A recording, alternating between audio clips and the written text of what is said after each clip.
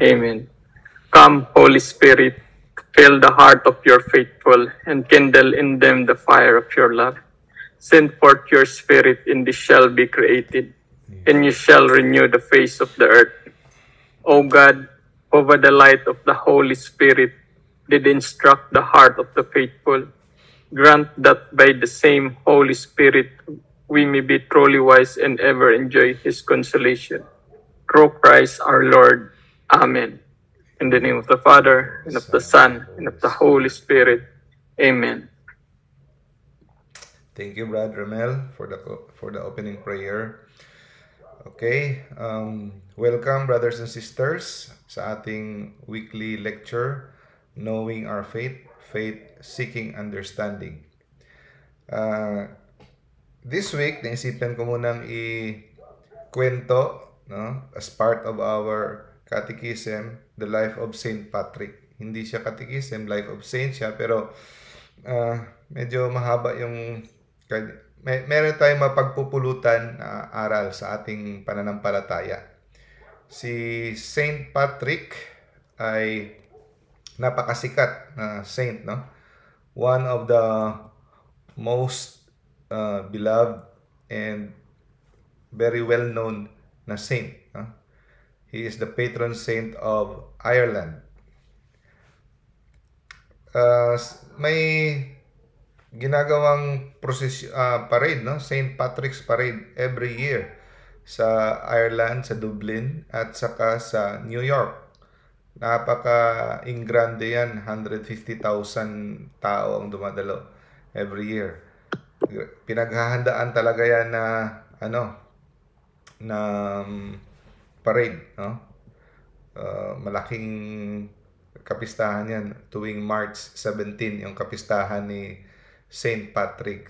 I don't know if you've heard of Saint Patrick, but ever since naririnig ko na at saka gusto kong gawa ng life story niya, no? To honor this great saint, great missionary. Okay. Na pinanganak siya year 385, no? Parang bago pa lang bago pa lang na-emancipate ang yung batas na hindi na ipe-persecute ang mga Kristiyano, no? Yung Edict of Milan, if I'm not mistaken, was written, ginawa ni ni Emperor Constantine, mga 312, mga ganun. Tinigil na ang pag-persecute sa mga Christians by the Roman Empire. So, ito, pinanganak siya 385. Yung tatay niya, Roman official, at saka deacon din ng simbahan. Kristiyano sila, bale. No? They are Christian, and then nagsiserve sa simbahan, at saka ang sabi, they are wealthy, no? And Roman official din siya. Ang pinanganak siya sa Great Britain, pero yung Great Britain is controlled by Roman Empire during the time, no? So he considers himself as a Roman and also at the same time a British. Yun. Ang nanay niya, close relative kay Saint Martin of Tours. Kung maalala niyo Saint Martin of Tours, isa siyang dating centurion or Roman soldier, no? Siya yung pinapakita parati na hinati niya ang kanyang kapa sa dalawa, bigay sa mahirap, sa pulubi. Yan si Saint Martin of Tours. Ang kanyang lolo is part of the clergy, no? A married priest yung lolo niya. Pero kahit ang kanyang upbringing ay Christian, hindi ganun ka matatag ang kanyang faith. Medyo banjing-banjing lang siya nung binata pa siya, no? And he said in his memoirs, in his confession sa kanyang writing, sinabi niya doon, during the time, I did not know the true God. medyo nag-struggle pa siya sa kanyang faith during the time. Nagbago ang landas ng buhay niya nung dumating yung edad niya 16, no? At saka pala, yung education niya hindi rin ganun ka matatag. Hindi siya, for him, according sa kanyang writing, medyo insecure siya sa kanyang education. Hindi siya ganun ka-edukado. No? Sabi niya, I blush and fear exceedingly to reveal my lack of education.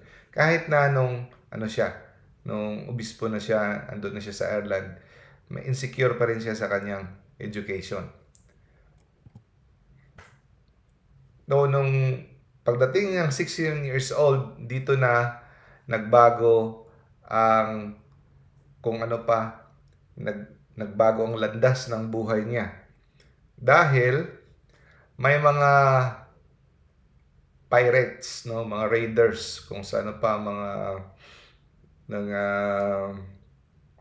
tawag doon, kalimutan ko tuloy. Mga bandido kung sa Tagalog, no? Mga galing Ireland. During the time, parang mga barbarians ba, no? During the time. Yung naisip nyo napipicture out nyo sa mind nyo yung mga Vikings, yung mga ganon, yung mga warriors. Minusog sila at kinidnap. Ang dami nilang kinidnap, mga hundreds of them or thousands of them, mga binatilyo para ibenta, para maging slave. Yun. So, pumunta sa kanilang dalampasigan, nanguha ng mga binatilyo para pwedeng ibenta na maging slave doon sa Ireland. Isa siya sa mga nadala. No? At binenta siya, ang kanyang naging amo ay si Milko. Si Milko ay isang mataas ang posisyon sa kanilang reliyon na Druidism, mga Druid priest. No? During that time, sa mga 300 plus AD, pagano pa ang Ireland, hindi pa naabot ng Kristyanismo, no? At saka ang yung panggobyerno doon ay composed of mga family, no?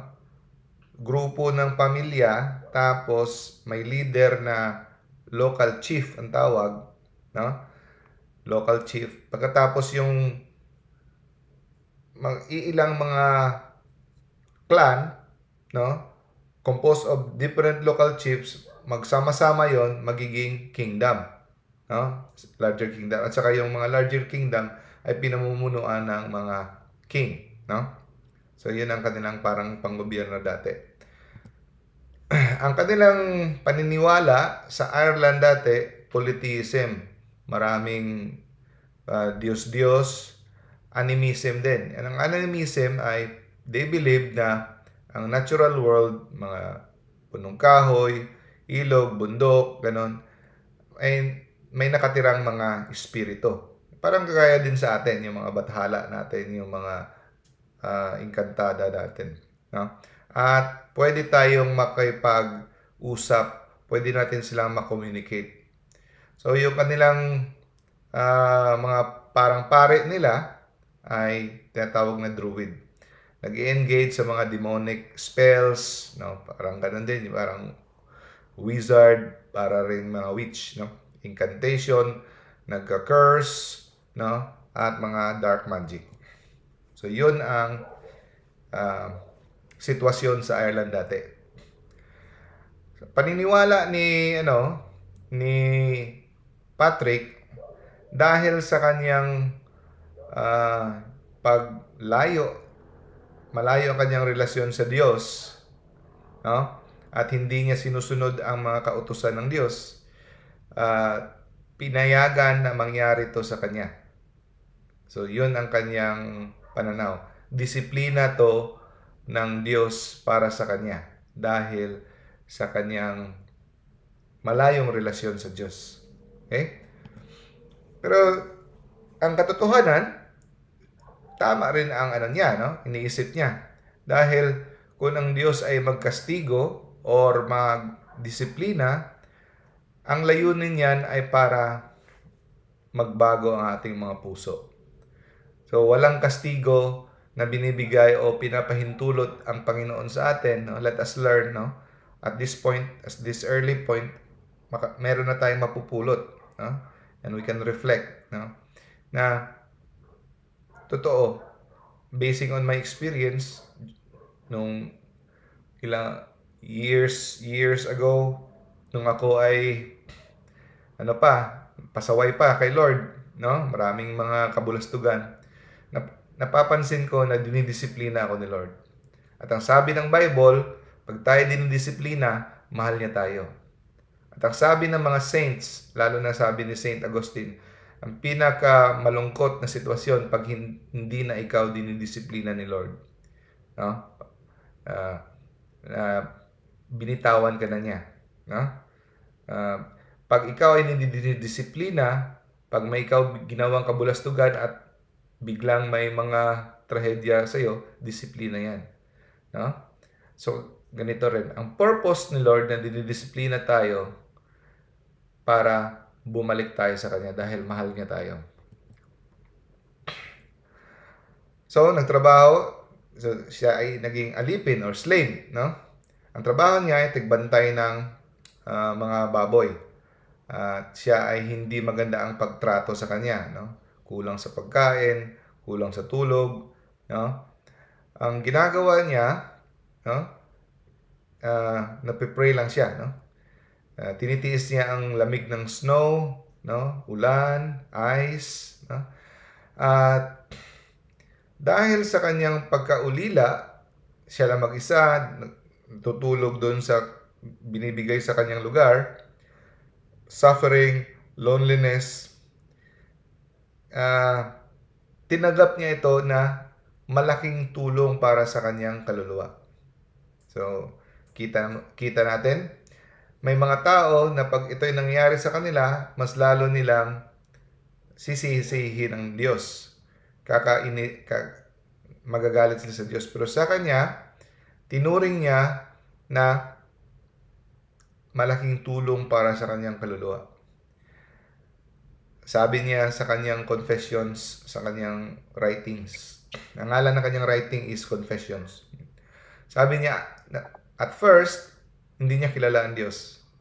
Sa kalaunan, nagsimula siyang parating isipin ang Diyos. Pagkatapos nun, kinakausap niya na ang Diyos dahil sa nangyari sa kanya. Kasi hindi mangyayari sa kanya na kakausapin niya ang Diyos kung marangya pa ang buhay niya. So doon, iniisip niya parati dahil mag-isa lang siya, wala siyang kausap. No? Tapos,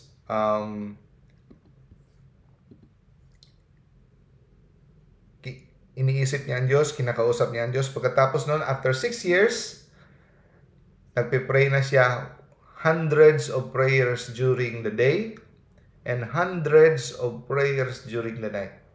Walang tigil na pag-pray. Imagine, tayo siguro mga 2-3 lang. Ayaw na natin, no? At sabi niya sa kanyang confessions, minsan, hindi na niya nadarama ang lamig dahil sa kanyang masinsina na pagdarasal. At sabi niya, nadarama niya na naglalagablab ang espiritu sa loob-loob niya. The spirit is burning within me. Yan ang resulta ng grabing pagdarasal, no? If you are so enriched with God in prayer. After receiving chastisement from God, no? Ang puso ni Patrick ay nagbago. Napuno ito ng pagpapasalamat. Yung iba, mumurahin pa ang Diyos dahil sa nangyari sa kanila. Pero dahil sa sinapit niya, nakalupitan, nawalay sa kanyang pamilya, galing siya sa Marangya, nagtrabaho siya ng 6 years as slave, no? Nagpasalamat pa siya sa Diyos dahil sa sitwasyong yon, nakilala niya ang Diyos. At sila ay naging malapit, no? Nagpasalamat siya kay Lord kung ano ang ginawa ni Lord sa kanya, kaluluwa. So, pwede tayong makarelate nito kung may mga pinagdaanan tayong mga mahihirap. Pero hindi biro itong pinagdaanan ni Patrick. Ano siya, no? Kinidnap, ginawang slave. Imagine, magbabantay ka ng baboy. No? So, after na na-convert si Patrick ang kanyang puso, nagbago ang puso niya, nagbago na rin ang plano ni God para sa kanya. Nakarinig siya ng isang gabi, nakarinig siya ng boses, at sabi, malapit ka nang aalis sa islang ito. Babalik ka na sa iyong lugar. No? Kasi may nakaabang na barko na sasakyan mo pa uwi. Tapos, yung boses na yon, siguro kanyang angel, ginaid siya, no? Inakay siya papunta sa dalampasigan. Pero ang dalampasigan mula sa kanyang tinitirahan, 200 miles. So, hindi to kilometers. Yung kilometers, malayo na, 200 kilometers. So, ita-times mo pa sa 1.6 times 1.6, almost times 2, di ba? Malayo, 300 kilometers away. Nilakad niya ito hanggang makaabot siya sa dalampasigan na may barko, na may mga merchants doon. Siguro almost 1 week, no? Nilakad niya ito. Naka-eskapo siya. Pagdating niya doon, yung kapitan ng barko, hiniling niyang, pinakiusapan siya na makaawa siyang pwede siyang sumakay. Ayaw sana siyang pasakayin kasi baka sila rin ang sisihin pag pinasakay siya dahil eskapo siya. No? Pero after Patrick prayed, no, pumayag ang kapitan. Pagkalipas ng 3 araw, no, dumating sila sa dalampasigan ng part ng coast ng Britain. Pero sa malayong lugar ng Britain, no? Parang nawala sila yata. Kaya inabandon nila yung vessel kasama yung mga tripulante, no? Naglakad sila 28 days papunta sa civilization. Binagtas nila yung mga forest, no? Hanggang makahanap sila ng civilization. Doon na subukan ang kapangyarihan ng Diyos. Yung wala na silang supply, no? Gutom na sila, wala na silang pagkain kasi ilang araw na sila nagbabagtas, no? Sabi ng kapitan, sige, magdasal ka nga sa Diyos mo kasi mga pagano sila. Kung matutulungan tayo, no? At sabi ni Patrick, magtiwala tayo sa Diyos dahil walang imposible sa Kanya. No? Sabi niya, with all your hearts, no? Trust in the Lord. Pag-pray ni Patrick, biglang may dumating na mga grupo ng mga baboy. Doon, nagkaroon sila ng stock ng mga pagkain. Hanggang humiwalay na si Patrick sa kanila, hindi sila nagkulam. At doon, no, parang minamata-mata lang nila si Patrick dati, ini-small lang nila ngayon, nirerespeto na nila si Patrick. At yun ang unang pagkakataon kung saan ginamit si Patrick para makadala ng mga pusong bato pabalik sa Diyos. No, yun ang first instance. Nakakonvince siya ng mga heart of stone. So, finally, si Patrick, nakasama na niya ang kanyang parents. Tuwang-tuwa ang parents niya at sabi ng parents niya, hindi ka na aalis dito ka na. No? Tapos, pinapatuloy niya ang kanyang prayer life. Study ng Biblia. No? At sa kanyang pinaigting niya ang kanyang Catholic faith. Ang kanyang prayer, nagdala sa kanya into deep union with God. Pero, di kalaunan, may nakita na naman siyang vision sa kanyang dream. Nakita niya isang tao, papalakad, ang pangalan, si Victoricus. It could be his guardian angel. No? Nagdadala si Victoricus ng maraming sulat. At isa sa mga sulat na ibinigay sa kanya, ang pangalan, The Voice of the Irish. No? So nakita niya ang mga tao na parang andun sa forest ng Folklot. And then, sumisigaw. Sabay-sabay sumisigaw ang mga tao na, "We appeal to you, holy servant boy, to come and walk among us." No? Kami nagmamakaawa, ikaw banal na alipin ng Diyos, no? Umari ka dito para kami samahan. So, pagkatapos ng vision, Patrick believed that it was a message from God na para siya ay maging apostle of Ireland. Babalik siya ng Ireland para akayin sila para sa Diyos. This time, hindi na bilang slave, kundi isa ng apostle. No? Siyempre, ayaw ng pamilya niya dahil maghihiwalay na naman sila. Pero sa katagalan, nakumbinsin niya ang kanyang pamilya. Kaya naglakbay siya patungong France. Doon siya nag-aral. Ang preparation niya matagal, hindi madali. 21 years siya nag-prepare. Nag-aral sa France. At si Saint Germanus, isang santo, ang kanyang mentor, pang teacher niya. Malaking advantage din kay Saint Patrick dahil galing na siya ng Ireland at alam niya ng kultura at alam niya na ang lengguwahe. So, napaka-ideal niya na candidate for the missionary work. No? And then, after namatay yung bishop na naka-assign sana doon, siya yung inappoint na bishop at pumunta na siya sa Ireland. No? So, 16 years plus 6 years, nakabalik siya mga 22 years old. Tapos, nag-aaral siya ng mga another 20 years. So, mga 40 plus na siya. No? Dumating sa Ireland. Okay.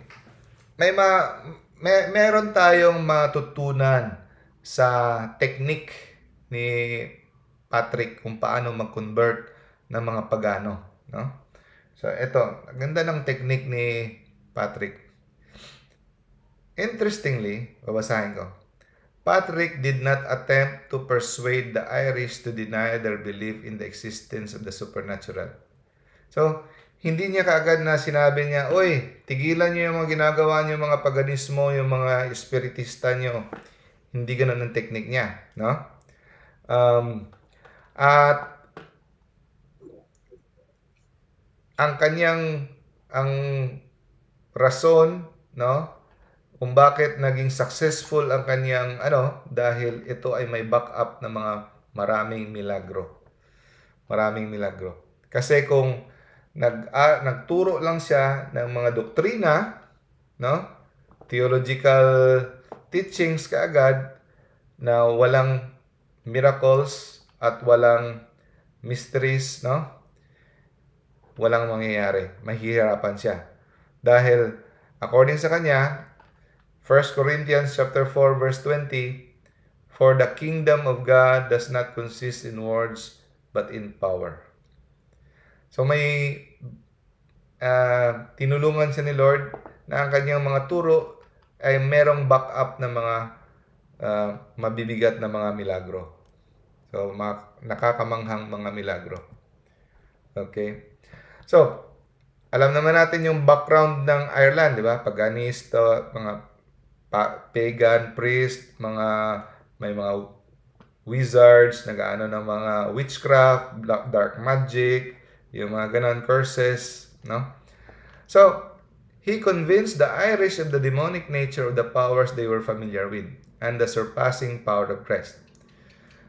So, hindi niya sinabi na tigilan niyo yan. Ang sinabi niya, totoo yan, no? Yung mga kapangyarihan yan, totoo lahat yan, yung mga kapangyarihan ng yung mga druid, yung mga pare nila, ng kanilang mga kulto. Totoo yan. Pero, kinumbinsin niya, gamit ang banal na kasulatan, na itong mga kapangyarihan na taglay ng mga pare nyo ay galing sa kadiliman. Yun. May kapangyarihan na galing sa Diyos, na kataas-taasan sa tunay na Diyos, gamit ang banal na kasulatan. Hindi niya pinatigil, para niya lang merong agos, merong agos ng tubig. Inakay niya yung agos at tinuro niya sa tamang daan. Hindi niya pinutol. Kasi kung puputulin mo, tigilan niyo yan, mali yan, mahirapan ka. Sinabi niya lang na, eto, totoo yan, ngunit delikado. No? Delikado dahil may galing yan sa dyablo. So, merong kapangyarihan na galing sa langit. Yun ang gamit niya. Yun ang technique niya. Ha? So, makakakuha tayo ng estilo dyan. No? Sa pagturo natin ng ministry of spiritual warfare, lalo na sa ating mga kultura natin na punong-puno ng mga kulto, ng ating mga traditional folklore belief. No? Ephesians chapter 6 verse 12, "For we do not wrestle against flesh and blood, but against principalities, against powers, against the rulers of the darkness of this age, against spiritual hosts of wickedness in the heavenly places."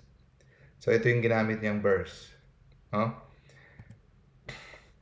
Tapos, di kalaunan, ang mataas na pagtingin ng mga Irish sa mga Diyos-Diyos nila, ito ay napalitan ng pagkamuhi sa mga demonyo. No? Sa kanyang pag-akay, na guide niya, no? Na kumbinsi sila na ito palang tinitingala nila ng mga Diyos-Diyos, ito pala ay sa katotohanan ay mga demonyo pala. Okay?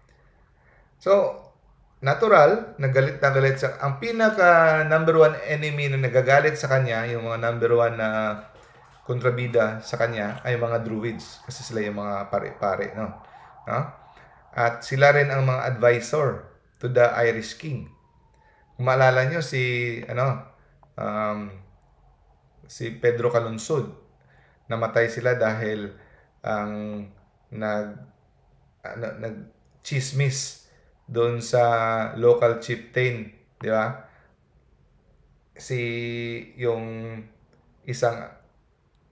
isang Chinese na merchant na mawawalan ng negosyo, si Coco o pangalan, di ba? Chinismis niya kasi kontrabida sa kanyang negosyo, o mawawalan siya ng mga magic. Kaya namatay ang mga pare at kasama ni Pedro Calungsod. So usually, ganun din. Ang mga pare-pare din ang kontrabida kasi mawawalan sila ng kasikatan. Di ba? So, parating sila naghahanap ng pagkakataon na mapatay nila si St. Patrick.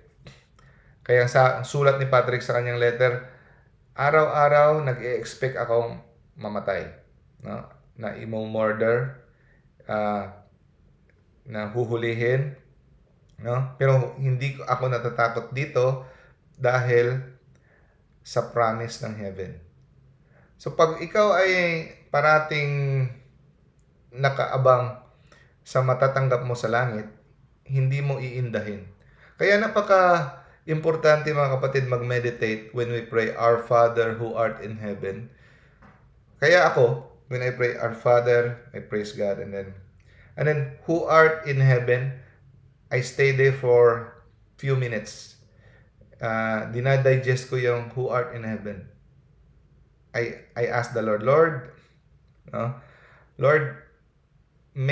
sana bigyan mo ako tulungan mo ako na parati kong iisipin ang mga gantimpala na naghihintay sa akin sa heaven. Sana iisipin ko parati ang langit, na ito ay magiging excited ako para makalimutan ko ang lahat ng mga promise na mga kamunduhan dito sa mundo, at ang reward ko ay doon ko kukunin. Yun ang hintayin ko, heaven. So, I meditate on how good heaven is, kagaya ng ginagawa ni St. Patrick, na hindi siya natatakot sa lahat ng mga kamatayan, kahirapan, dahil the treasure in heaven hinihintay niya. So malaking tulong na magiging matapang tayo para we reflect on heaven.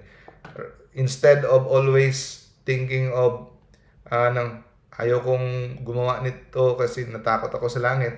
Natakot ako sa impyerno. Okay din yon kasi balanse yan. Matakot ka sa impyerno, excited ka sa langit. Pero mas maganda kung mas parati mong isipin ang langit. Now, so pinaubaya ko na ang aking sarili sa Diyos, sabi niya. At eto, maganda. Obispo siya ha. Hindi siya tumatanggap ng gift galing sa king.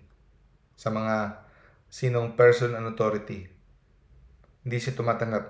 Ito ang isa sa rason kung bakit matagal siyang naging ka-close.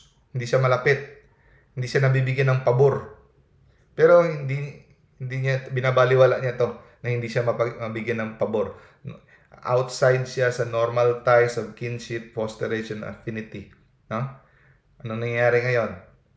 Kakalungkot, marami sa atin, taga-simbahan, ginagawa ito. No? Pero siya, ang gandang tularan, his refusal to accept gifts from kings. Kailangan niya ng proteksyon. Alam niya kung saan niya makukuha ang proteksyon galing sa mga person in authority sa mga hari. Pero hindi niya tinatanggap. Kasi para sa kanya, kukunin niya ang proteksyon niya galing sa Diyos. No? Kasi alam niya na kung magtatanggap siya ay magkakaroon ng utang na loob at hindi na mapangit ang tingin niya sa mga tao. He has an integrity. No? So,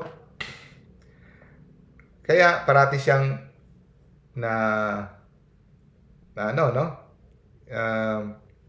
nagugulpe, beaten, na hold up, minsan nag-aantay na lang siya ng execution.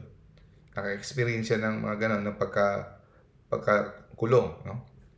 Okay, kung napansin nyo, si St. Patrick, sa kanyang mga picture, may dalang 3 dahon na may 3 sanga, no? Parang ganon. Ang tawag dyan, shamrock or 3-leaf clover. 3-leaf clover. Shamrock. Bakit siya may dalang ganon? Kasi yan ang ginagamit niya pang-explain sa Holy Trinity. Yun. So, dahil ang mga Irish nagpa-practice ng pagan religious rituals, nag-i-struggle sila na tanggapin na ang Diyos ay isa pero may Father, Son, Holy Spirit. Hindi nila matanggap-tanggap. No? Kaya lang ang shamrock na tanim, 3-leaf clover, ay popular sa Ireland. Ito yung pinipitas niya at pinapakita niya pag nagkatikisin siya about the Trinity. Kaya tingnan mo, meron siyang isang sanga, pero may 3 siyang dahon. Pero yung 3 dahon na to ay isa lang. So, doon, yun ang ginagamit niya na parang visual aid. No? Kaya nakakatulong talaga kung meron tayong visual aid.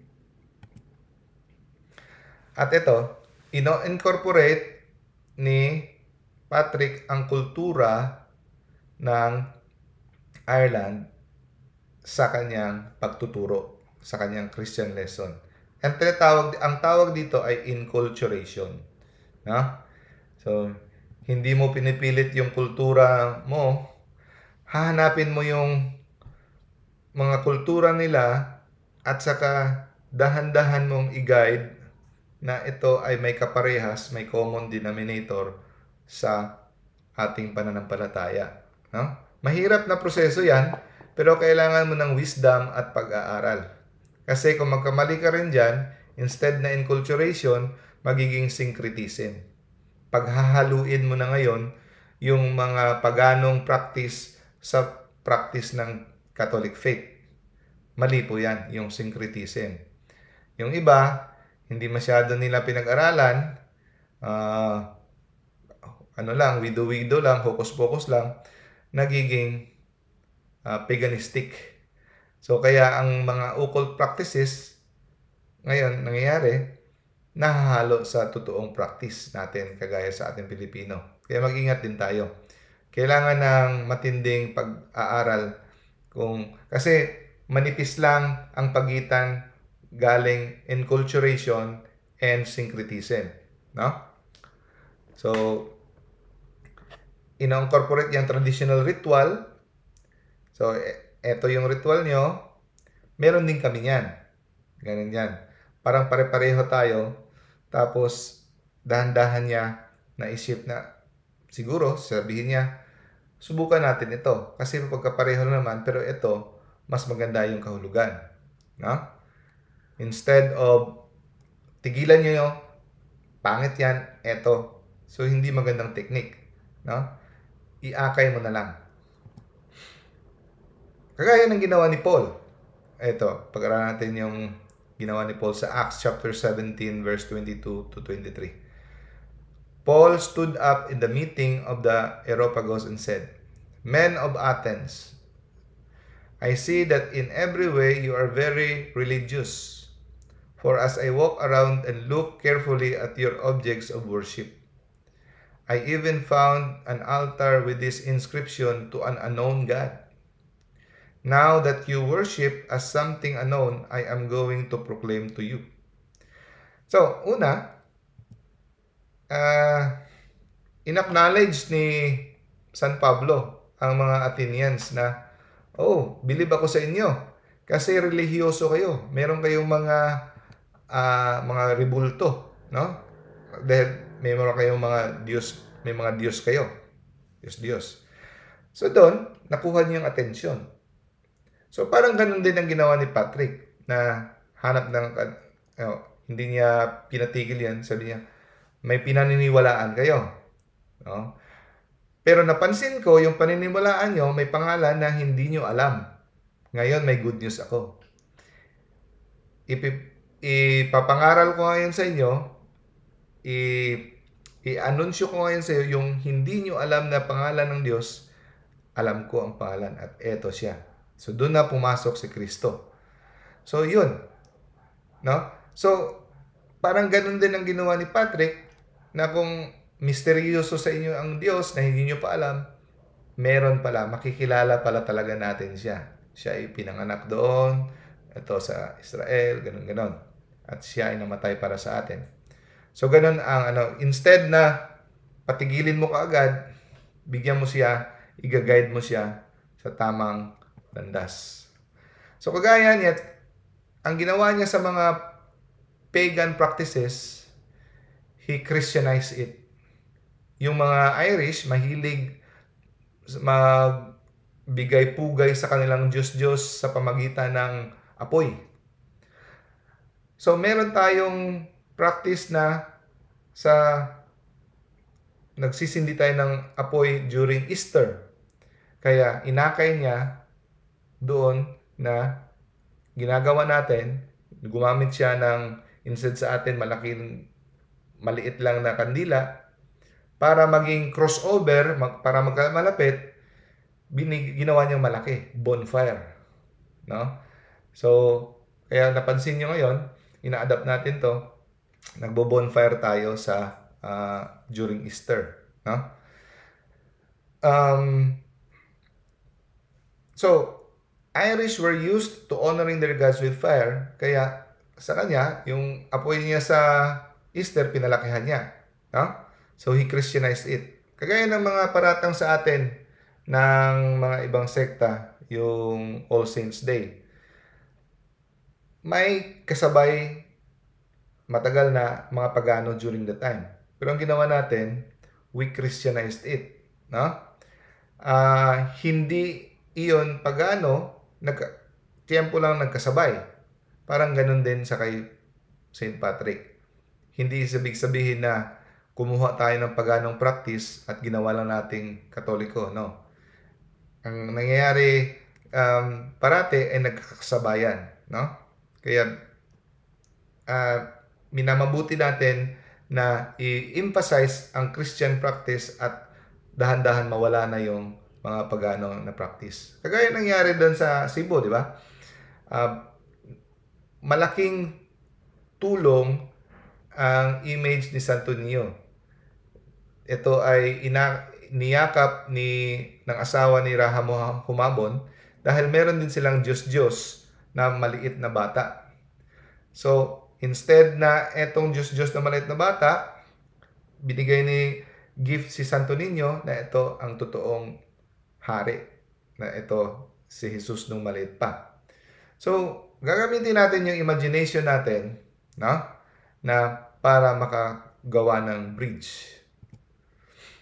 Okay. At isa pang technique niya, dahil mahilig ang mga Irish ng sun, no? Powerful Irish symbol ang sun. Nilagay niya ang sun, kita niyo yung bilog, superimpose niya sa cross. No? Kaya para maging natural para sa mga Irish ang sambahin ang cross. So, ang tawag dito ngayon, Celtic cross. Pag nakakita kayong cross na may bilog, Celtic cross, galing yan sa ideya ni St. Patrick. So, yun sinabi ko, enculturation versus syncretism, hindi mo pwedeng ipaghalo. Iga-guide mo. Kukuha ka ng mga common denominator, pero hindi ibig sabihin ipaghalo mo. At magkalapit din ito yung true ecumenism versus false ecumenism. Dapat aakayin mo sila patungo kay Kristo para maging Katoliko sila at sila ay makatanggap ng katawan ni Kristo. Sabi ni Jesus, you have to eat my flesh and drink my blood. Hindi mo sila pipilitin, hindi mo sila na isasaksak mo ka sa kanila, ang tawag dyan ay proselytism. Ang proselytism, mga kapatid, ay hindi masama. Ang masama, ang forced proselytism. No? Kaya ngayon, nakakalungkot, yung word na proselytism per se, para sa karamihan, sa Katoliko, ay masama. Pero it is just a neutral word. No? Ang masama lang, ang pamimilit at pagbablockmail at panghuhusga. So, dapat hayaan natin silang magdesisyon para sa kanilang sarili, pero let us try our best with all our effort to become Catholic. Pero yung sabihin mo na hayaan mo sila, maliligtas pa rin sila kahit hindi sila Katoliko, importante mabait sila, that is false ecumenism. No? Kaipokretohan yan. No? Na hindi tayo magsisikap na sila ay maging Katoliko. That is already religious indifferentism. No? Now, ang malaking bagay na nangyari sa missionary work ni St. Patrick sa taon 433. No? Kasi matagal niya nang gusto na ma-convert si High King Loghaire. Kasi napakataas ng posisyon niya sa Ireland. Malaki yung sinasakupan ng kanyang kingdom.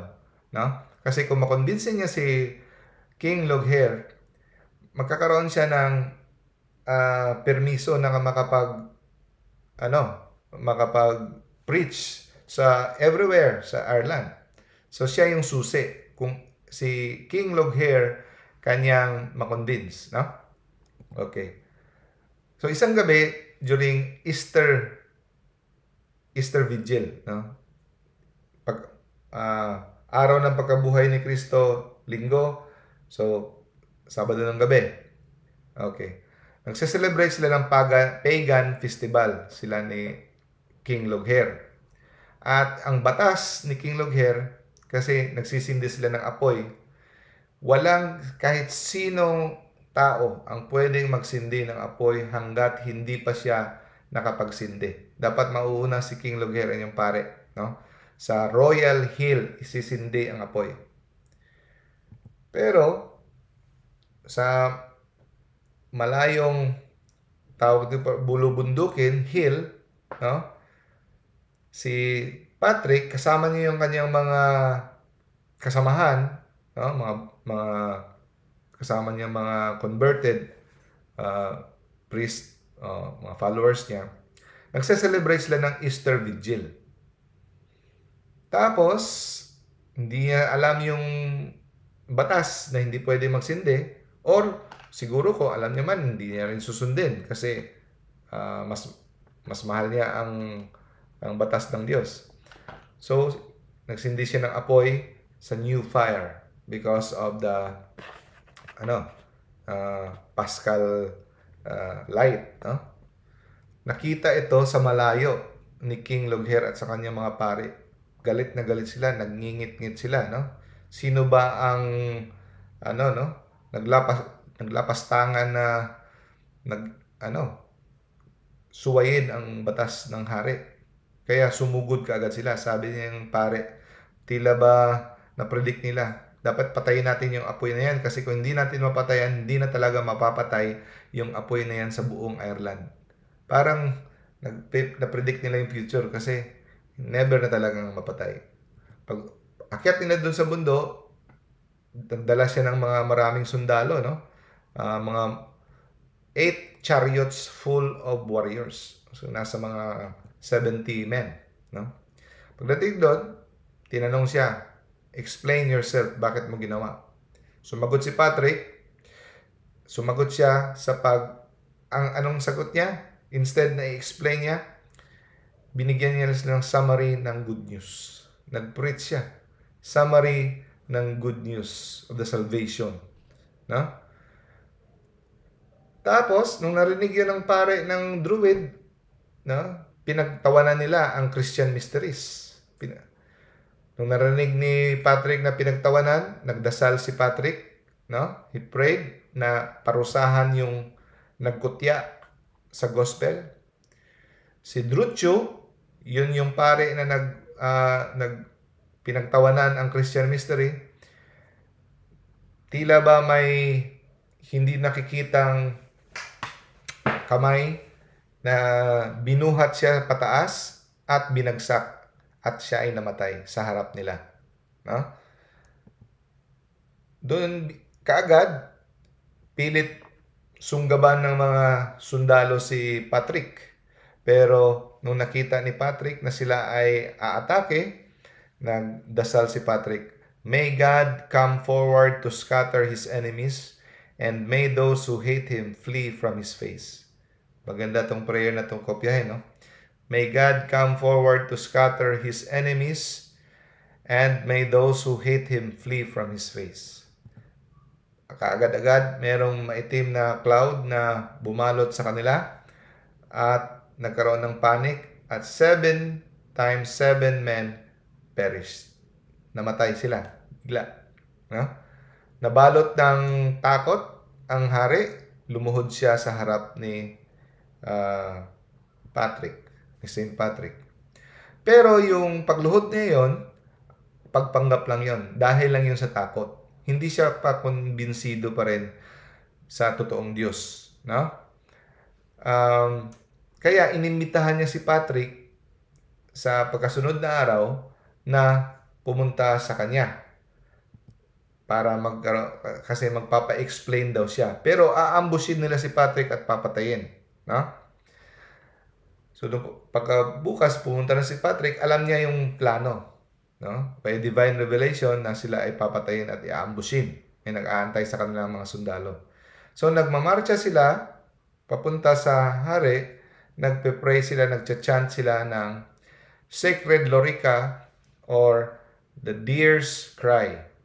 Ngayon, ang pangalan na ito ay pinalitan na St. Patrick's Breastplate. So, habang naglalakad sila, ito lang yung pinipray nila. No? Mataas to na prayer, pero shortened prayer lang to. Christ be with me, Christ within me, Christ behind me, Christ before me, Christ beside me, Christ to win me. So, hindi natin basahin lahat. Kayo na magbasa, pwedeng i-screenshot. Ito pa yung dugtong at saka mahaba pa. Pinuto lang natin. I summon today all these powers against every cruel and merciless power that may oppress my body and my soul, against incantations of false prophets, against black laws or heathenry, against false laws of heretics, against craft of idolatry, against spells of witches, smiths and wizards, against every knowledge that endangers man's body and soul, Christ to protect me today against poisoning, against burning, against drowning, against wounding, so that there may come abundance in reward. May dugtong pa yan. Pero yun lang yung part, no? Para may idea kayo sa St. Patrick's breastplate. Anong nangyari? Nung dumaan na sila sa harap ng aambush sa kanila, hindi sila nakita. Pero sa pananaw ng mag-aambush ng mga sundalo, ang tingin nila sa grupo nila ni Patrick ay parang mga fawns, parang deers, naglalakad. No? Yun ang nakita nila, pero sila na pala yun sa pananaw ng mga sundalo. And I'm sure, makakarelate din kayo may nangyari dito sa atin, di ba? May mga milagro. Dati sa tingin ng mga magnanakaw, mga matataong masasamang loob, mayroong security guard pero wala naman. Yung mga ganun, di ba? Milagro ng Diyos. Tapos sa araw na yon, may naghanda yung yung hari ng parang handaan dahil religious festival din.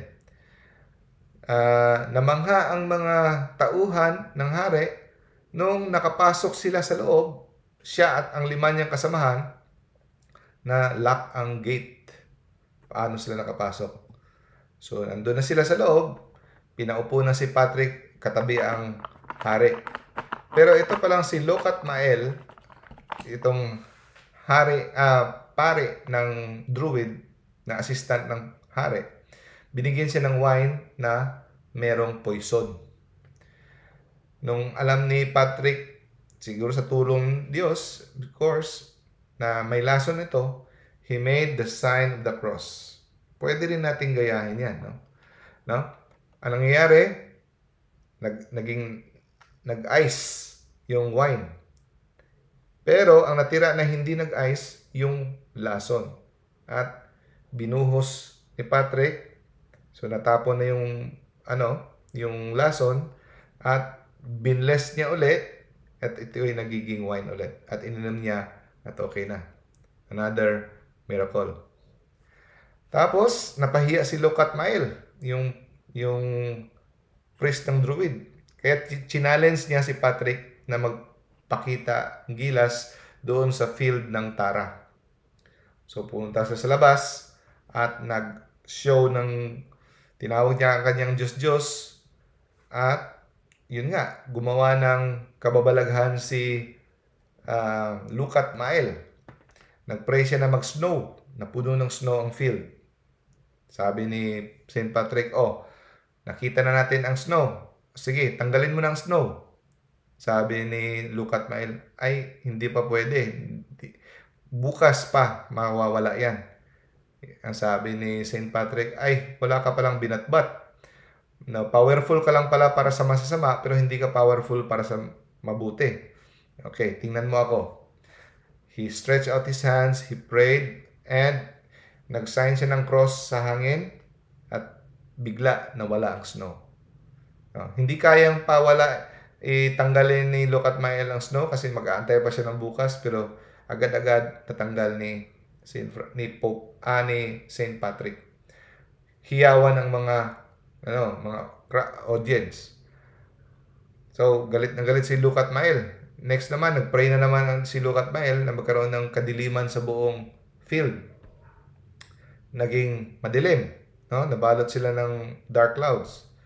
Sabi na naman ni St. Patrick, sige, tanggalin mo. Andyan na yan. Tanggalin mo na. Hindi. Mag-aantay pa tayo bukas. Wala ka palang binatbat. No? So, nag-pray agad si St. Patrick. No? And then, bumalik ang liwanag. So, sabi ni St. Patrick, okay, ako na naman mag-challenge. Let's settle this once and for all. No? Ganito. Trial by fire ang gawin natin. Gagawa tayo ng 2 kubo. Si Lukat Mael pupunta dun sa isang kubo. Yung assistant ko pupunta sa isang kubo. Susunugin ang kubo. Kung sino yung hindi masusunog, siya ang totoong Diyos. Ang paniniwala na totoong Diyos. Sige, sabi ni Lukat Mael. Pero may napansin ako. Parang yung kapa mo, sa tingin ko yan ang may kapangyarihan eh. May magic yung kapa mo eh. Pwede bang magpalit kami ng kapa ng assistant mo? Ako ang susuot ng kapa mo. Kasi yung kapangyarihan mo andyan sa kapa mo eh. Sabi ni Lukat Mael. Wayasan mo pa ako, ha? Tapos yung kapa ko, doon sa assistant mo. So, magpalit. Yung kapa ni St. Patrick, ang magsusuot, si Lucat Mael, yung priest ng Druid. Sabi ni St. Patrick, okay, sige ba? Akala mo ang kapangyarihan ay nasa kapa? Sige, okay lang. Ikaw magsuot ng kapa ko. Okay. Pasok na sila doon sa parang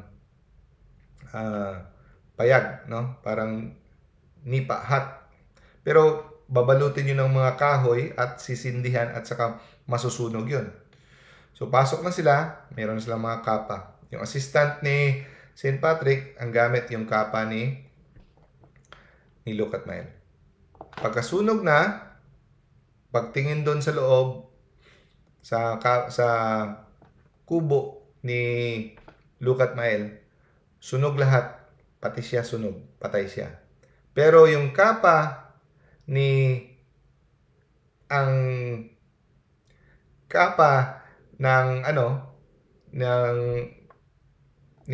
St. Patrick hindi nasunog, no?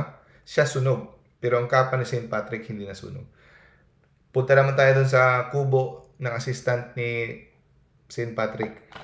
Nasunog na yung mga kahoy na nilagay doon para pang pasunog. Nasunog lahat. Pero yung kubo hindi nasunog. Yung assistant ni St. Patrick hindi nasunog. Ano lang yung nasunog doon? Ang kapa lang ni Lucat Mael. So doon talaga, nakonbinsi na talaga sila na ang Diyos na pinagsisilbihan ni St. Patrick ay ang totoong Diyos. Okay? Pero si King Loghaire, kahit yun ang nakita niya, hindi pa rin siya nagpabinyag pagka-Kristiyano. Pero kahit hindi siya nagpabinyag pagka-Kristiyano, nagbigay siya ng desisyon na binigyan niya ng pahintulot na pwedeng mangaral sa buong Ireland. No? He can preach. So, hindi pa siya nagpabinyag, pero pumayag na siya. Sige. At binigyan niya ng assurance ng personal safety na walang gagalaw sa iyo. Akong bahala sa iyo. Okay? So, malaking victory, no? Sa Christianity that time. So, ang ginagawa ni St. Patrick, matapos niyang maging successful sa isang kingdom, lilipat na naman siya sa isang kingdom. Ha? At inuuna niyang i-convert ang king. Kasi pag na-convert niya yung king, usually, ang mga constituents sumusunod na ang mga tao. At saka, pilit niyang minumungkahi ang mga kababaihan to remain pure. Yung mga widow na hindi na, kung pwede, hindi na mag-asawa ulit, to remain chaste. At yung mga babae, kung pwede, to consecrate their virginity to Jesus Christ. Marami siyang inordinahan ng mga pare at dinivide niya ang country into many dioceses. Nag-held siya ng maraming church council, nag-found siya ng maraming monasteries, maraming simbahan, no? At minumungkahi niya mga tao na magsikap na maging banal diyan kay Kristo. Marami siyang oposisyon, no? Hindi smooth sailing ang buhay niya, maraming oposisyon. Mismo ang sa England, sa simbahan mismo, maraming gumagawa ng imbento sa kanya, sinisiraan siya. May time na malapit na siyang ipabalik, hindi na siya tatanggalin na siya sa pwesto niya dahil maraming sumisira sa kanya. So, ganyan talaga pag nagsisilbi ka sa Diyos, no? Position from Ireland and England. And then, pero yung katangian magandang katangian ni St. Patrick is he loved the Bible, reading the scriptures, no? He engaged in continuous prayer. Yung panangga niya talaga sa lahat, prayer lang talaga, no? At binigyan siya ni Lord ng gift of hearing in dreams and visions, prophetic gifts. At eto, nakakamangha. Parang si Saint Vincent Ferrer. It has been recorded that he had resurrected 33 people. So nakabuhay siya ng patay. 33 katao ang nabuhay niya. Yung iba, matagal ng patay na buhay niya. Minsan, ito ay proven by historical accounts from testament sa mga tao na naka-witness talaga, no? At ito ang sanhi kung bakit marami siyang conversion. Itong pagbubuhay niya ng patay. Maraming conversion to Christianity. Kaya nga yung yung words niya is back up with wonders and miracles. Minsan, kung gusto niyang pahiyain ang kanyang mga umuusig sa kanya, bubuhay siya ng patay. At yung patay, yung ipapatestify niya sa Christianity. No? Parang ganun din ang ginawa ni St. Vincent Ferrer. May binuhay siyang patay na babae at yung babae pinagsalita niya about sa kanya. No? So, bubuhay siya ng patay at saka pagpasalitain niya to testify to the truth of Christianity. Ganun. Alam niyo ba yung Ireland walang ahas? Walang ahas sa Ireland. At dahil to kay St. Patrick, tinaboy niya ang mga ahas sa Ireland. Pero kung yung secular history ang tatanungin mo, hindi sila naniwala, ito lang daw isang legend. Pagpalagay na lang natin na ito ay legend, pero tingnan natin kung ano ang rason. Isang araw, 40-day fast si St. Patrick sa mountain in County Mayo. Ngayon, St. Patrick's Mountain ang tawag dyan. So, hinaharas siya ng mga crows, yung mga uwak, dami. Hindi mo na makita ang liwanag ng araw dahil sa kadami ng uwak. Pero nataboy niya ito by praying and by ringing of the bell. So, meron kayong bell, yung blessed bell or exercise bell, laking tulong. No? Pagkatapos nun, dumating na naman yung mga snakes. Aatakihin na naman siya. So, ang ginawa niya, hinampas niya ang kanyang tungkod sa lupa at hinabol niya palabas sa dagat ang mga snakes at lahat ng snakes. Kaya hanggang ngayon, walang snakes ang Ireland. Pero hindi lang Ireland ang walang snake. New Zealand, mayroon pang iba mga lima yatang country ang walang snakes at saka walang buhaya, walang reptiles. Kaya siya yung tinatawag against snakes. Siya yung santo na tinatawag kung gusto mo mawala yung mga snakes. Pero according to secular explanation, wala pa daw si St. Patrick, wala ng snake talaga kasi malamig daw ang Ireland. Yun ang explanation nila. Pero personally, I would tend to believe dahil kay St. Patrick. Anyway, patron saint din siya ng mga engineer, si St. Patrick, dahil sa kadami ng mga construction na nangyari sa Ireland sa pagpapatayo ng mga simbahan. Grabe talaga ang mga simbahan pinagtayo doon. Kaya naging binansagan siyang patron saint of engineers. Ito, tignan. He baptized tens of thousands of converts and built hundreds of churches. So, kaya palaisipan ito sa mga taong taga-simbahan ngayon na nasasabi na hindi tayo dapat mag-convert. Excuse me. No? Si St. Patrick baptized tens of thousands. Anong tawag mo dito? No? So, magagalit pala ngayon. Ngayong panahon, papagalitan pala si Patrick kasi nag-proselytize siya. Walang masama sa proselytation basta hindi pilit. Hindi pang pananakot. No? Hindi blackmail. Ipakita mo sa kanila ang katotohanan. He baptized tens of thousands of converts and built hundreds of churches. No? Kasi may mga erehiyang nangyayari ngayon sa loob ng simbahan na pinagbabawalan na daw mag-convert. Walang masama sa convert kung hindi pinipilit, hindi pang pananakot. No? He founded many monasteries and schools to care for the passionate youths who decided to follow Christ. Ito example ng para sa akin, no? Nakakalungkot isipin. When I read this is taken from the article sa sa Amazon Synod. Si Bishop Erwin Krautler, ngayon to, nagmayabang siya, he boasted that in his 30 years in working in the Amazon, he has never baptized an indigenous person.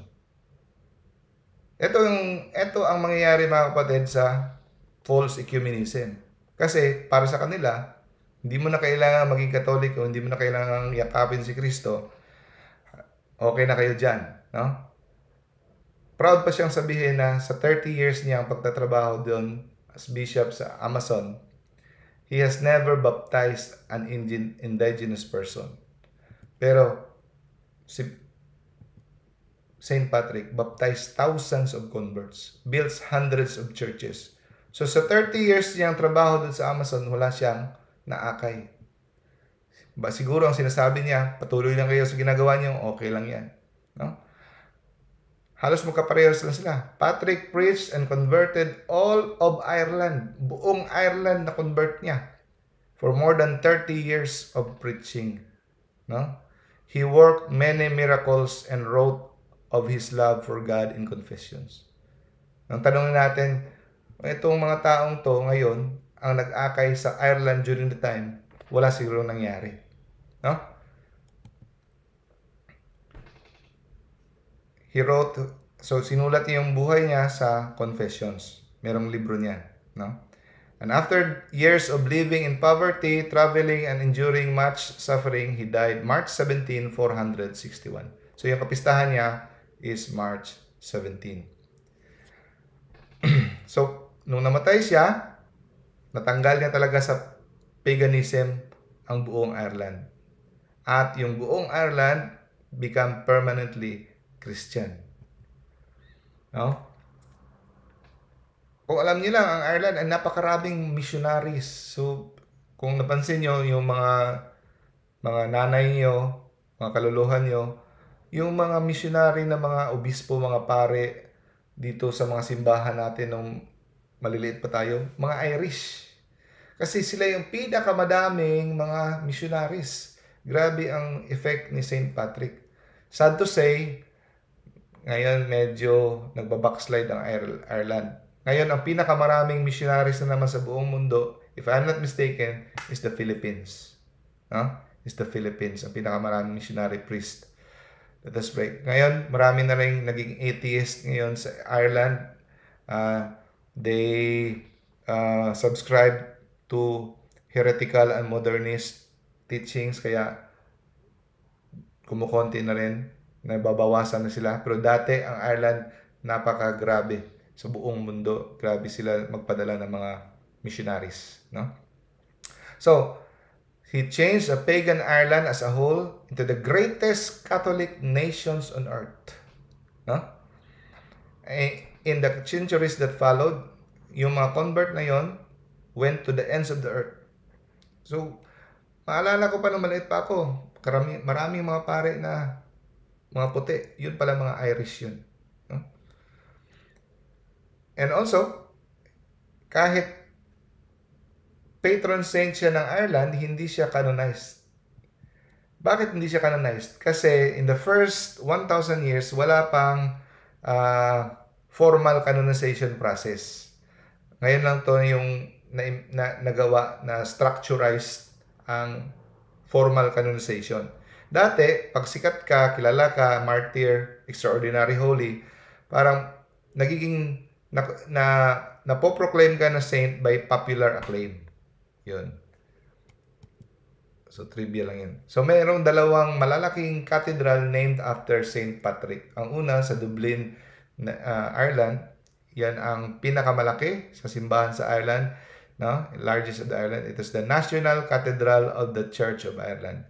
It was built in 1220 and 1260. Ito yung itsura ng St. Patrick's Cathedral. At saka sa New York, good thing to say, nakapasok ako dito noong 2008. First and only time kong nakapunta ng Amerika sa New York. Kapasok ko dito, napakalaking simbahan sa Manhattan, New York. No? St. Patrick's Cathedral. Ito ay nagiging tourist attraction na rin. No? So, sa ating pagsisikap na parangalan si St. Patrick, sana sumama tayo, na samahan natin siya sa kanyang unang kahihiyan.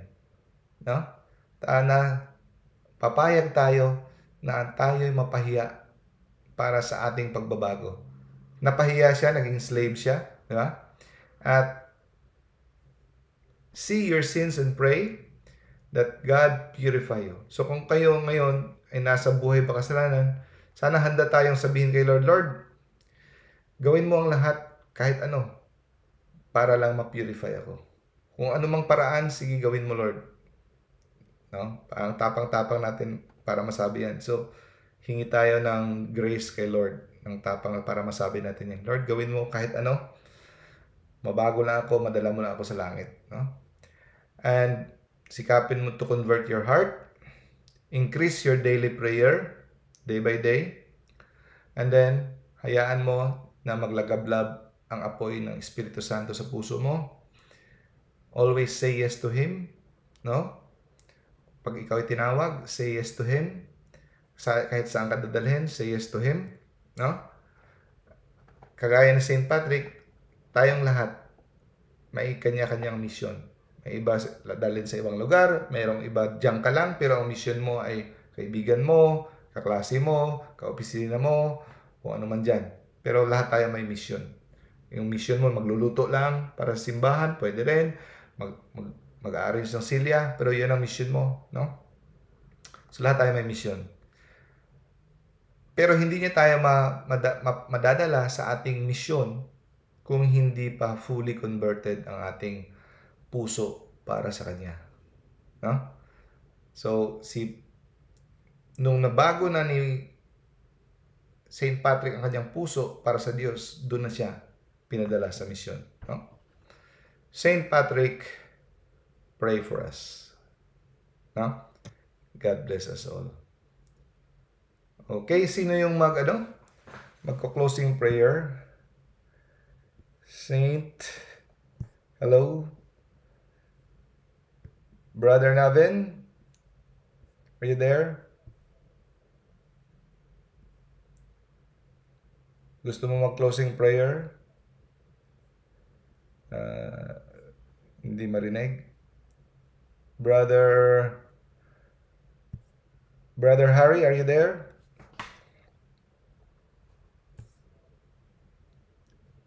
Wala.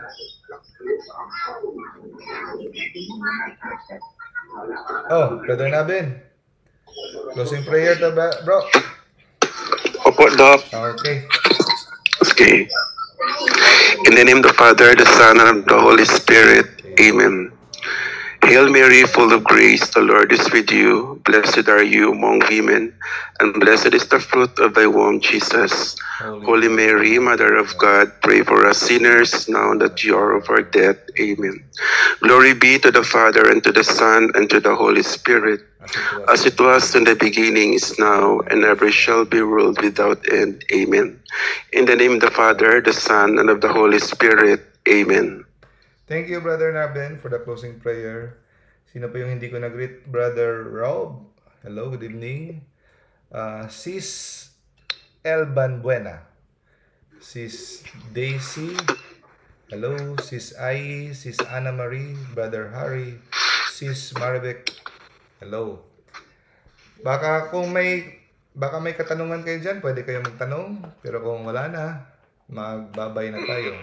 You can ask. Okay, Doc. Salamat, Doc. Sa messenger. Salamat po, Doc. Thank you, brothers and sisters.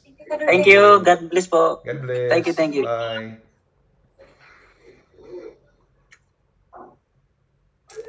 Sis Maribek, can I stay po, Doc, for the question? Yes, you can. Anong question niyo, Sis Maribek? Hello po, Doc. Yes, yes. Good evening po dyan. Good evening. Nandito po ako sa Saan, sis? Canada po. Canada? Wow. Sana all. Sana. Sige, sis. Anong tanong niyo, sis? Bali, ito po kasi actually hindi po ito medyo meron din lang po ako Doc, na dinadala. Okay. Okay po. Regarding po ito sa sa asawa ko, sorry po kasi it keeps lang po to sa akin. So yung ko po, actually we are not communicating for 1 month already. For 1 month already. So actually medyo ginagawa, hindi ko rin po siya kinakausap dahil masakit po kasi Doc sa akin yung mga, actually nagkaroon kasi kami ng talaga, yung pinaka root po ng namin ng problema is yung sa family ko. So yung background ko po kasi talaga Doc is I came from family na yung masasabi natin toxic. So yung asawa ko naman po talaga is mabait. So parang napunta siya doon sa parang napuno. But then, yung niya kasi, yung parang yung conversion niya is hindi maganda. Yung sinasabi niyang natuto lang siya. But yung, di po ba nandito tayo? O nandito ako? So nagkakaroon na po ako ng realization. Natututo na rin po ako na yung pride niya ang taas, Dok. Mali, ang taas yung hindi ko po pwedeng sakyan yung nais niya. Kasi yung yung sinasabi niyang natuto lang siya. Pero yung pagkatuto niya mali. Hindi ko po gusto yung pagkatuto niya. Kaya so far po, hinahayaan ko po siya. Hindi po ako tumatawag. Actually, siya po yung nag-start na hindi po ako kausapin. So, hindi ko rin po siya kinakausap. So, for me, yung intention ko po, Doc, is to give him space. Although yung sabi nga po, as a marriage couple, kailangan pag-usapan yung problema. Di po ba? Kailangan pag-usapan yung problema para hindi lumala. Pero in my case po, hindi po ako nakikipag-communicate sa kanya kasi yung intention ko po is to realize and give him space. Kung ito po yung ikinasisiya niya ng yung pairalin niya yung hatred niya kasi I did my part naman po nalinawin yung mga issues, but in his part yung sinabi niya po kasi sa akin na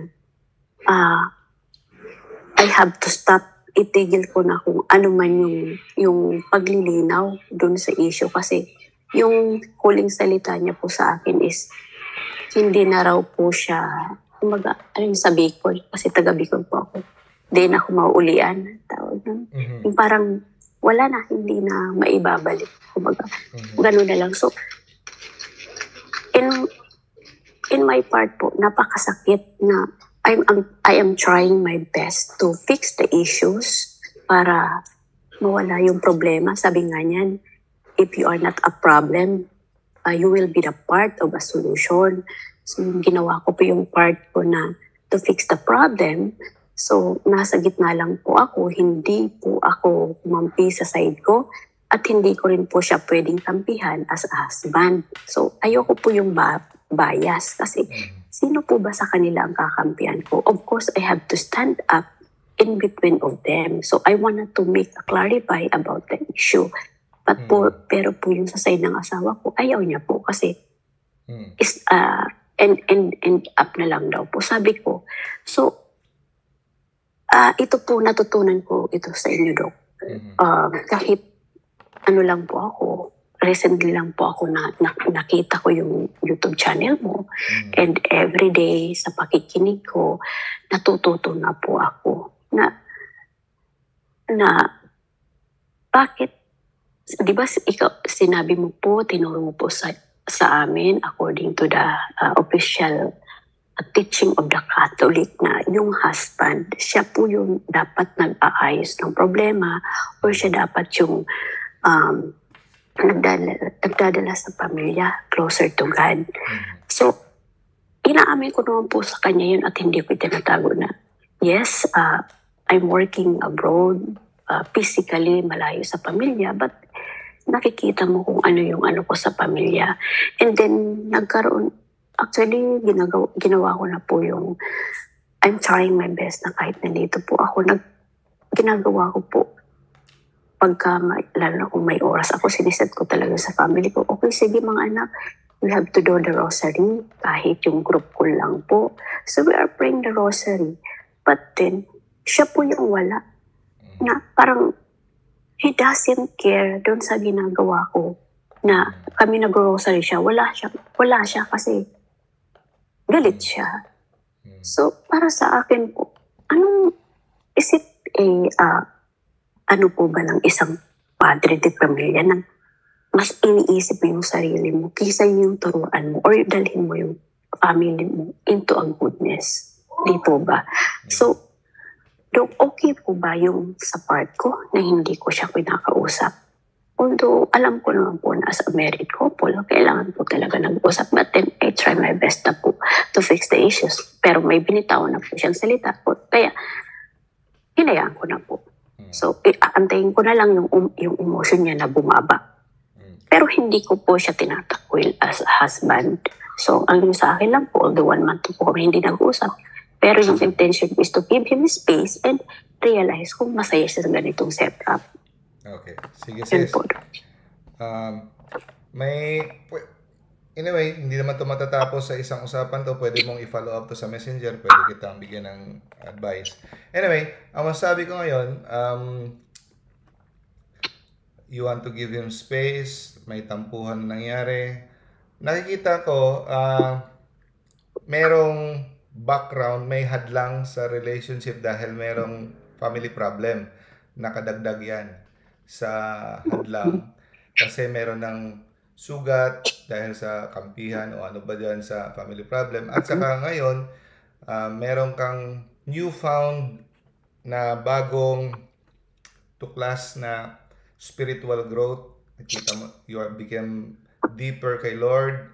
Tapos pilit mo siya at hindi naman pilit, pero dadalhin mo siya kagaya sa na-discovery mong deeper relationship kay Lord. At saka sabi niya, hindi pa ganon, medyo napipilitan pa siya. May stages kasi yan, sis eh. Although ang lalaki, ang tatay, sila ang spiritual, sa ideal setting, sila ang may spiritual authority, sila yung padre de pamilya, sila yung maglilid. Pero magdedepende din yan sa level. Kasi kung bago pa sila, mas naunang nag-mature ang nanay, siya muna, no? Siya muna ang mag-lead at medyo hihintayin niya na maging mature din. Kasi paano siya mag-lead kung hindi pa siya mature, no? So, at saka huwag ka rin ma-discourage, sis, na hindi pa siya ganun niya tatanggapin yung mga encouragement mo galing sa natutunan mo sa catechism kasi hindi pa bukas ang kanyang puso. Kailangan pang buksan at i-prepare ng Holy Spirit. So, kailangan pa ng much prayer. Kasi kagaya din sa atin, looking back, nung tayo ay nagkaroon ng deeper conversion to be close to God, hindi rin tayo ganun biglang handa na tanggapin kung anong sasabihin sa atin. So, pero tungkol sa giving Him space, mag-ingat tayo. Kasi, okay din yung magbigay tayo ng sandaling space, huwag naman usapin, pero huwag masyadong patagalin. Kasi yan ang tinatawag na cold treatment. Yung cold treatment, delikado yan. Kasi hindi pwedeng matagal na walang pag-uusap. Kasi ang cold treatment, magiging relationship drift. Yung relationship drift, yung puso mo sa isa't isa, puso yung magdi-drift, lalayo. Magiging hahantong yan sa relationship dead. Kaya delikado. So kahit ang papatay sa atin yung pride natin. Siya nagsimula, dapat siya yung aamo sa akin. Siya ganito. Siya dapat mag-uuna. Hindi. Lunukin natin yung pride. Pag nakita natin medyo matagal na wala pag-uusap, tayo mag-initiate. Kahit magmukha tayong tanga, kahit magmukha tayong kawawa na nilunok natin yung pride natin, sige lang. Kasi may mag-i-initiate talaga. May magsasacrifice for the sake of the relationship. Kasi may time na ikaw yung strong kay Lord, siya mahina. So yung strong kay Lord yung aakay. Anyway, So, yun lang masasabi ko, sis. Matagal yan na proseso. Ang advice ko lang yun, continue praying for him. Get closer to God. No? Prayer. Hindi madali. Matagal na proseso ang family matters. Pwede mo akong i-PM sa pagpatuloy natin to kasi dito medyo limitado tayo sa time. So I hope nakatulong, sis. Alam mo naman pangalan ko sa Messenger, Jose Gonzalo de Ching. You can message me. Okay? Sige. Sige po, salamat. Thank you. Sige po, salamat po. Bye-bye. Kausapin mo, huwag matagal ha. Huwag mong patagalin ang cold treatment. Sige Bye. po. Bye. Sige po, bye. Sige. Salamat po. Salamat. Hello, Doc. Sige.